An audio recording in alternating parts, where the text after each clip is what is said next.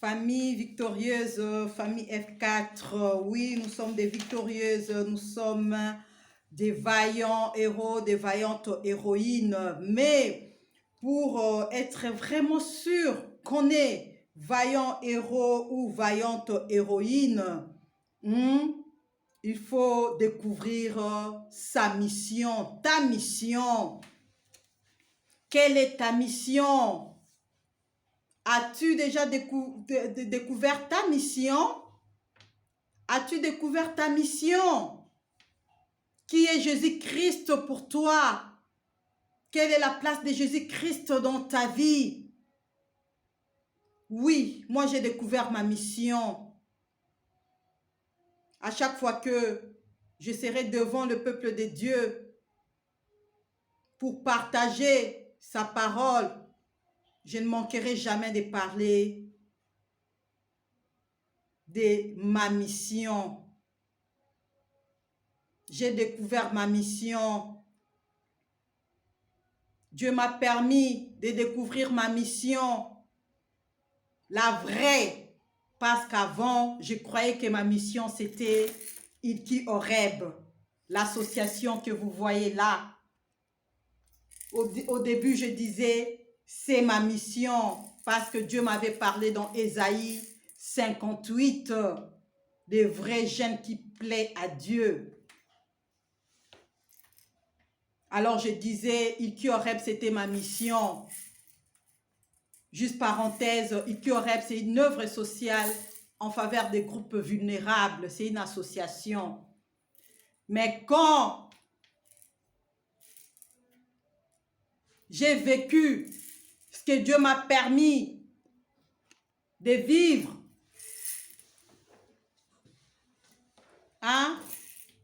comme parcours pour devenir maman, et c'est là que j'ai compris, voilà,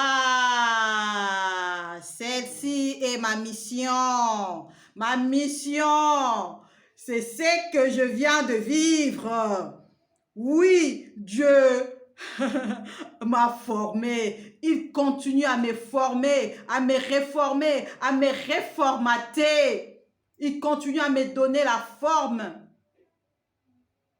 qu'il veut pour sa gloire. Il a fait de moi une femme de foi, une femme forte. Il m'a donné une famille. Je suis une mère heureuse. Voilà. C'est d'ailleurs l'intitulé de notre groupe F4. Femme, foi, force, famille. C'est également l'intitulé de notre chaîne YouTube F4. J'ai découvert ma mission. Quelle est ta mission? Prie Dieu, les dieux qui révèlent les choses. Alors que tu as ta mission, ces dieux-là va te donner des révélations. Tu vas recevoir les révélations venant de ces dieux-là pour que tu ne parles plus comme tout le monde, pour que tu ne vois pas n'importe quoi, pour que tes yeux puissent s'ouvrir. Quand je parle des yeux qui sont ouverts, je pense que vous comprenez de quoi il s'agit.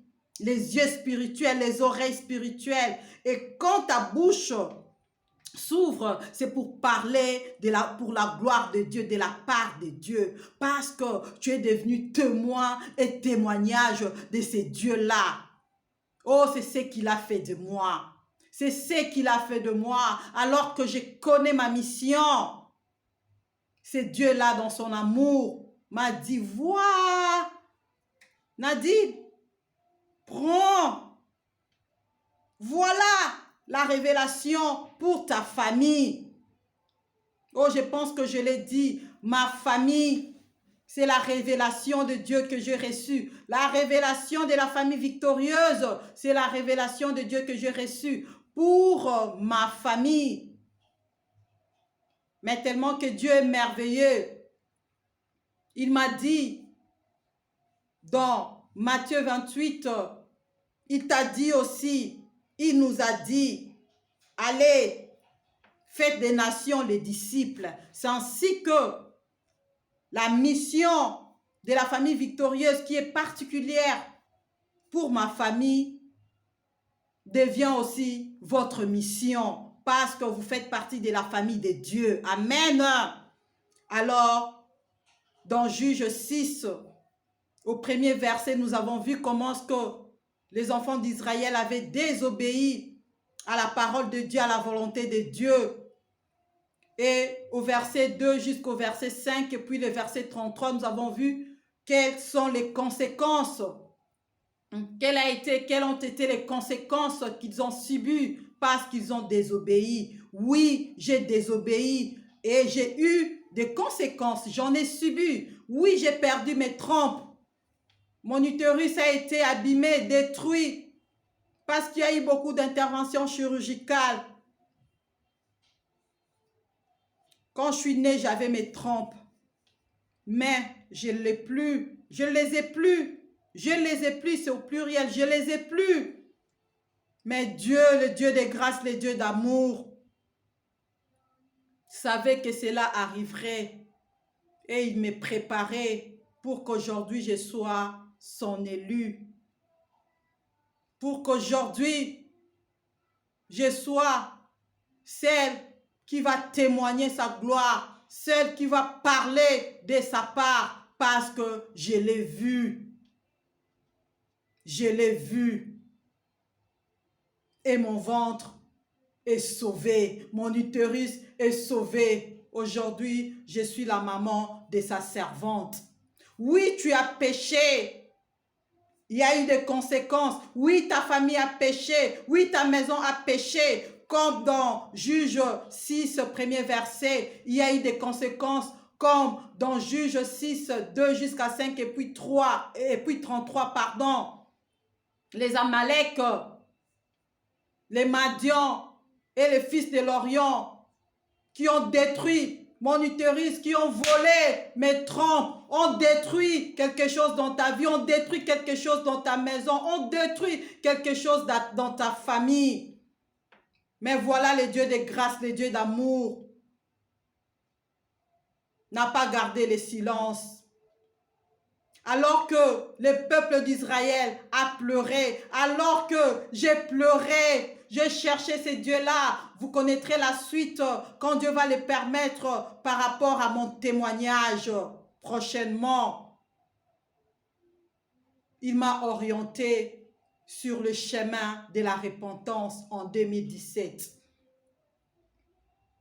Il m'a orienté sur le chemin de la repentance. Oui, je demande pardon à Dieu.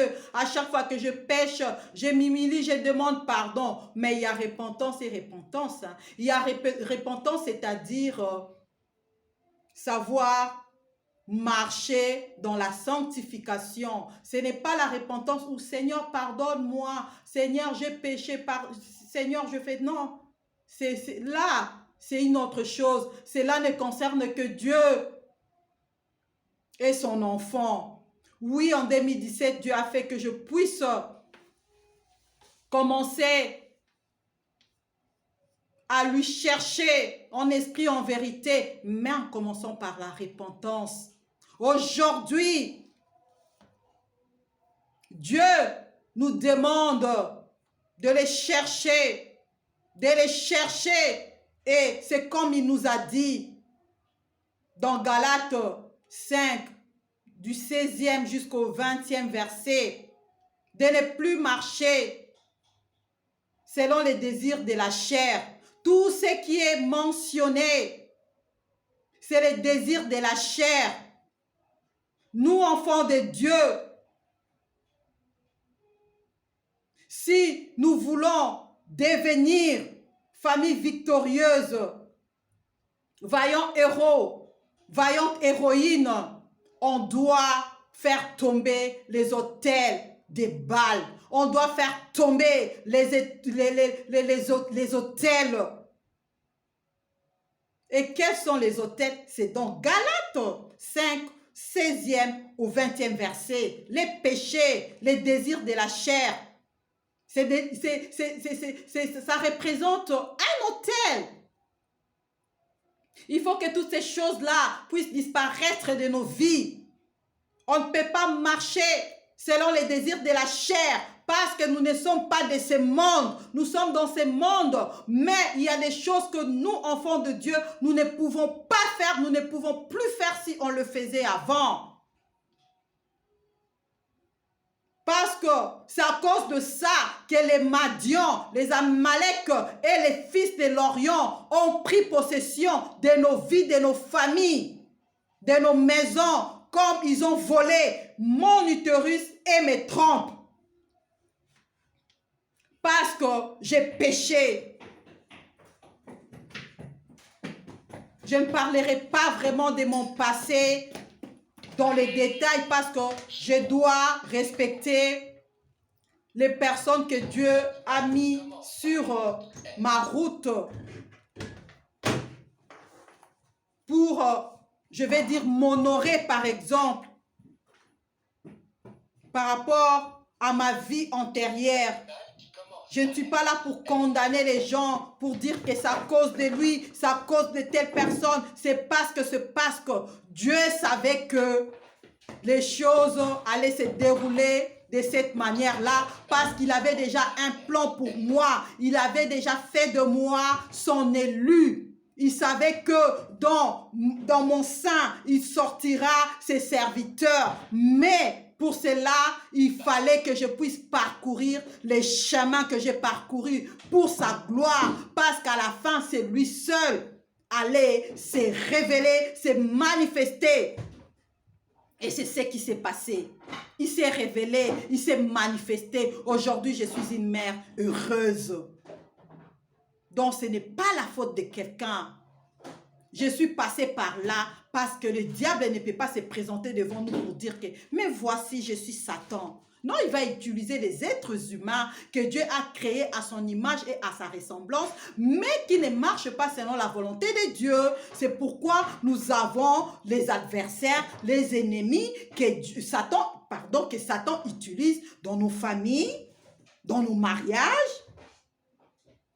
dans nos immeubles, dans nos églises, partout. Mais même si la mission de l'ennemi est de détruire ce qui est en toi, comme Dieu avait déjà écrit pour moi, c'est sa parole qui s'est accomplie. Quel que soit le temps que cela a pris pour que je devienne maman, c'est la parole de Dieu qui s'est accomplie en disant « Nadine, tu es féconde. Allez, va avec ton mari, multipliez-vous, remplissez la terre et assujettissez-la. Et c'est moi-même qui ferai ces choses. » Parce que c'est que j'avais mis en toi. Amalek a volé, Madian a volé, les fils de l'Orient a volé. Mais moi, ton Dieu, ton Rédempteur, j'ai pris pitié de toi. Voilà. Alors, détruisons les autels de Baal. Nous allons développer la destruction prochainement lorsque nous allons continuer la lecture et le partage dans les passages de Juges 6. Alors, je m'en vais directement voir les contraires des œuvres de la chair. Dans les contraires de Galates 5, 16 à 20. C'est donc Galates 5, 22. Amen. Galates 5, 22 nous dit, « Voici les fruits de l'esprit. » Les fruits de l'esprit, c'est ce qu'il nous faut. Ce n'est pas toujours évident, mais quand lui-même, le Saint-Esprit, notre ami, est en action, il nous permet d'en avoir petit à petit. Amen. Mais les fruits de l'esprit, c'est l'amour, la joie, la paix, la patience, la bonté, la bénignité, la fidélité, la douceur, la tempérance. Détruisons les œuvres de la chair, les autels qui ont causé la chute de tout ce que Dieu avait mis en nous, qui ont favorisé à nos ennemis, les Madians, les Amalek et les fils d'Orient, de détruire tout ce que nous avons eu, tout ce que nous avons. Et consommons Galates 5, 22. Ah, ma Bible, elle n'est pas vieille. Hein? C'est la Bible de mon dauphin beau papa. Elle n'est pas vieille, mais voilà, donc elle a été vraiment utilisée, exploitée pour la servante de Dieu soit là. Pour... voilà, vraiment, elle a été consommée. Et du coup, ben voilà. Mais Dieu fait grâce, j'en aurai une autre quand le moment viendra. Et donc, consommons Galates 5, 22. Revêtons-nous des Galates 5, 22. Que Galates 5, 22 soit notre partage de tous les jours, de chaque heure, de chaque minute, de chaque seconde, dans nos maisons, dans nos familles, dans notre entourage, dans notre cœur. Et Galates 5, 22 va faire fuir Galates 5, 16 à 20. Amen. Et ce n'est pas fini. Alors que nous détruisons les autels, nous disons non au péché. Le psaume 1 nous dit, heureux que je suis, heureuse que je suis, heureux que tu es, heureuse que tu es. Parce que tu ne marches pas avec le méchant, tu ne suis pas le conseil de mon cœur, tu ne t'assis pas avec le pécheur, mais tu trouves ta joie, ton plaisir dans la méditation de la parole de Dieu et tu la mets en pratique nuit et jour. Tu y es, je suis, cet arbre-là qui est planté près de Jésus-Christ, l'eau de vie. Je donne mes fruits en chaque saison, en ma saison, et mon feuillage ne se flétrira plus jamais. Parce que Madian n'a plus la place dans ma vie. Parce que Amalek n'a plus la place dans ma vie. Parce que les fils de l'Orient n'ont plus la place dans ma vie. Donc, mon feuillage ne se flétrira plus jamais. Et tout ce que je fais, tout ce que moi Nadine je fais, tout ce que toi tu fais, te réussira. Parce que la parole de Dieu, c'est ta vie. Ce sont tes vêtements. C'est ta boisson, c'est en toi, c'est ancré en toi la parole de Dieu.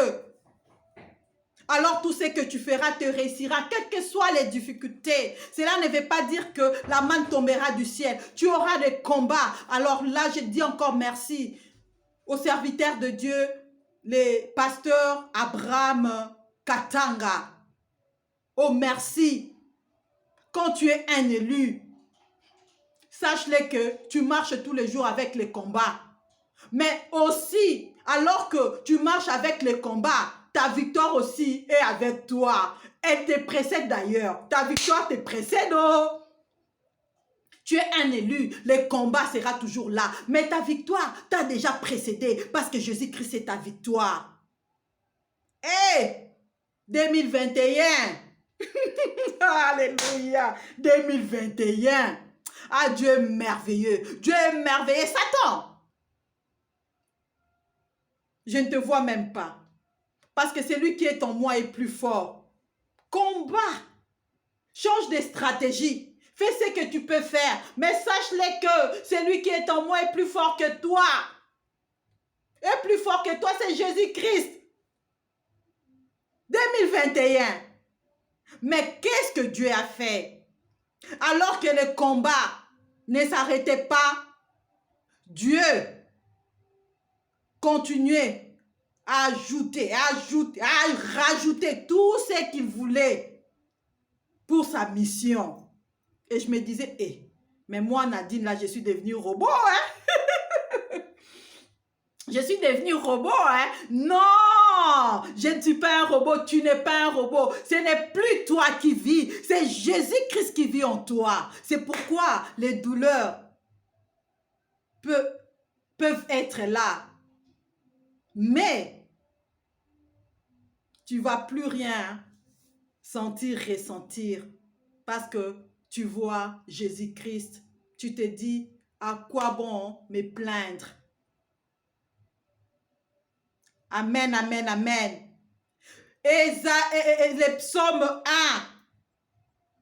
notre mode d'emploi. Les psaumes 1, notre mode d'emploi. Galates 5, 22, notre mode d'emploi. Et ce n'est pas fini. Josué 1, 1 à 8, mais on peut aller au-delà. 1 à 8. Et je vais m'attarder un tout petit peu dans 8, qui va de pair avec les psaumes 1 jusqu'à 4. Que ces livres de la loi ne s'éloignent pas de ta bouche. Médite-les nuit et jour, afin que tu réussisses dans tout ce que tu entreprends, dans tout ce que tu entreprendras. Les livres de la loi, la parole de Dieu, la parole divine, la parole de notre Père. Au commencement était la parole était Dieu, la parole était avec lui-même. Il est sa parole. Mais toi, tu cherches Dieu, tu le cherches où? Mais Dieu, c'est sa parole. C'est sa parole. Ne le cherche pas ailleurs. Il est là. Si que foye bandeni ni osola naye. Nzambe batangaka ete, Nzambe badialogaka na ye, bayokaka epe balobaka na ye. Alléluia. C'est pourquoi, demandons la révélation, le réma, la parole réma. Oye bakosola na Nzambe. Un père, on parle avec lui, on converse avec lui, on dialogue avec lui. Alléluia. Est-ce que quand tu vas te présenter devant ton papa biologique, physique, tu vas prendre un papier et tu commences à dire « Bonjour papa, j'ai besoin de ça. Comment vas-tu papa ?» Mais non! « Bonjour papa, comment vas-tu? » Ça fait longtemps et papa aussi te répond. « Et je vais bien et toi? » Ah papa, j'aimerais partager quelque chose avec toi. Oui, mon fils, oui, ma fille, je t'écoute. C'est un dialogue, c'est une conversation. C'est comme ça que ça doit se passer avec notre papa. C'est pourquoi il faut méditer sa parole. Il faut garder sa parole. Il faut vivre dans sa parole, selon sa parole. Se vêtir de sa parole. Amen, amen, amen. Alors nous réussirons dans tout ce que nous entreprendrons, dans tout ce que nous entreprenons. Nous aurons alors du succès. Amen. Voilà, donc nous avons notre mode d'emploi, nous avons notre roi, les règlements d'ordre intérieur qui nous donnent les nécessaires afin de réussir la mission que Dieu nous a donnée pour nos familles et pour notre prochain. Et avant cela, on doit d'abord commencer dans nos maisons. Famille, cellule de base. Famille, cellule de base. La source première pour que la société soit là. On doit commencer d'abord dans nos maisons. Ah oui, comme je l'avais dit parmi les vidéos de fin d'année, mon mari, mon époux, il est ma mission. Il est ma mission parce que alors que je suis dans la moisson, si on ne s'accorde pas avec lui, il sera un handicap pour moi. Il sera un handicap pour la mission que Dieu a donnée dans notre maison. Parce que moi et ma maison, nous appartenons à Dieu. Donc, y compris mon époux, y compris ma petite fille, notre fille, nos enfants. Amen. Donc, on commence dans nos maisons. Et puis, ça sera la famille élargie. Et partout ailleurs, dans des nations, selon la volonté de Dieu. On doit savoir faire la part des choses. Et pour mieux faire dans ta maison, il faut que tu commences d'abord soi-même. Oui, tu as le devoir de commencer d'abord soi-même. D'être un modèle comme Jésus-Christ. Ce n'est ni par notre force, mais c'est seulement la grâce de Dieu. Amen. Voilà, la mission est là. La mission commence par nous-mêmes. Elle va dans nos maisons. Et ça s'accomplir par la suite dans nos familles, dans notre entourage, environnement et dans toutes les nations. Raison pour laquelle, alors que la révélation, je pense que il y a ma famille biologique qui est parmi également les missionnaires dans notre groupe Facebook F4, les membres de ma famille qui peuvent bien les témoigner. La révélation reçue des Juges 6, 7 et 8 concerne ma famille biologique. Mais vous êtes la famille de Dieu. On ne donne que ce qu'on a. Et je suis dans la joie de partager cette mission avec vous, pour vos familles, pour vos maisons, pour vous et pour toutes les nations. Parce que quel que soit tout ce que nous pouvons devenir, tout ce que nous pouvons avoir et être, on doit être prêt pour le retour de Jésus-Christ. Et si toi, tu seras avec Jésus-Christ, il faut que ton mari aussi soit ton enfant, ta maman, ton papa, ton beau-frère, ta soeur, ta cousine. Voilà, la mission est là. Accomplissons la mission avec joie et justice. Les temps difficiles sera toujours là. Mais ce n'est plus nous qui vivons, c'est Jésus-Christ qui vit en nous. Laissons-nous conduire par l'Esprit Saint. Laissons-nous conduire par l'Esprit Saint. Ne marchons plus selon Galates 5, 16 à 20. Marchons dès maintenant selon Galates 5, 22, le fruit de l'Esprit, selon Psaume 1, 1 à 4, selon Josué 1, 1 jusqu'à la fin. Mais je me suis limitée à 1 donc je me suis limitée au 8e verset. Amen, amen, amen. Que Dieu vous bénisse, que Dieu nous bénisse. À très bientôt par sa grâce. Moi et ma famille, nous vous aimons au nom de Jésus-Christ, notre Seigneur, notre Sauveur. Et à toi, ma sœur, qui attend de devenir maman, ne t'inquiète pas. Ne t'inquiète pas. Je sais de quoi je parle. Je pense que vous avez regardé mes vidéos, les témoignages de mon gynécologue spécialiste en FIV. Mais il a reconnu à sa manière la puissance de Dieu, la puissance de la foi en Jésus-Christ. J'ai parlé de Dieu avec lui. J'ai prié avec une de ses collègues selon la recommandation de Dieu. Maman. Et le jour où je les avais appelés pour annoncer que j'étais enceinte, il y a l'infirmière que vous avez entendue, elle a dit, Nadine, ton Dieu a travaillé.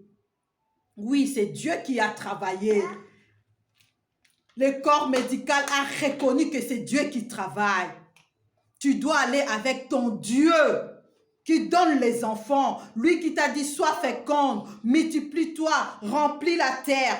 Tu dois aller avec celui-là auprès de ton médecin et s'accorder avec le médecin pour que la parole de Dieu s'accomplisse. Si Dieu veut que tu puisses aller voir le médecin. Mais tu ne peux pas aller chez le médecin disant que je suis malheureuse, je n'ai pas. Tu vas pleurer longtemps parce que j'ai pleuré longtemps.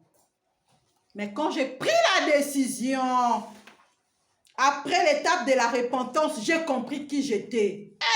Non, je ne suis pas stérile, sachant que je n'ai plus de trompe et les cicatrices bébo dans mon utérus.